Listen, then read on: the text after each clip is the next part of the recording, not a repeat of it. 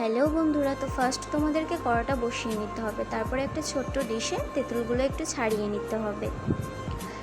এটা হচ্ছে আখের গুড়, এটা হচ্ছে ভিনেগার। তারপরে কড়াতে শুকনো লঙ্কা, পানমৌরি, সর্ষে দিয়ে ভালো করে একটু ভেজে নিতে হবে। তারপরে আমরা ওটাকে ঢেলে নেব।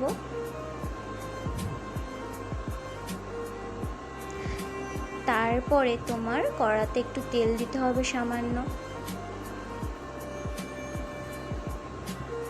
তারপরে শুকনো লঙ্কা, কিছুটা পাঁচফোড়ন দিয়ে ভালো করে নেড়ে আখের গুড়েরটা ঢেলে দিতে হবে। তারপরে ওটাকে ভালো করে নাড়তে হবে। ওটা পরিমাণ মতন আখের গুড়টা দিতে হবে, দিয়ে একটু লবণ দিয়ে দিতে হবে।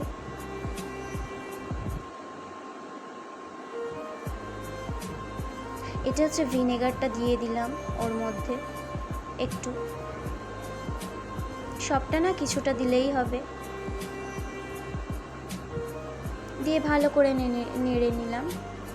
দিয়ে এটা যখন আরও বেশি গরম হয়ে গেল তো তেঁতুলগুলো দিয়ে দিলাম, যখন এটা ফুটছে আর কি। তো সব তেঁতুলগুলো দিয়ে ভালো করে নেড়ে নেব।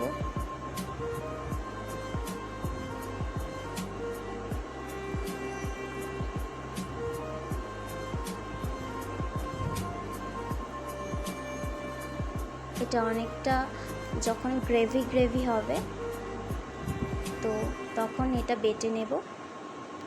এটা শুকনো লঙ্কা, পানমৌরি আর সর্ষে, এটা ভালো করে বেটে নেব।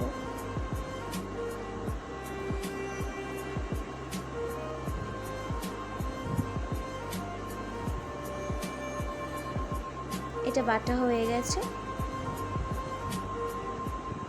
এবার ওর মধ্যে ঢেলে দেবো। যেহেতু জিনিসটা অনেকক্ষণ হয়ে গেছে আর গরম হয়ে গেছে, তো ওর মধ্যে ঢেলে দিয়ে ওটা মিক্সড করে নেব।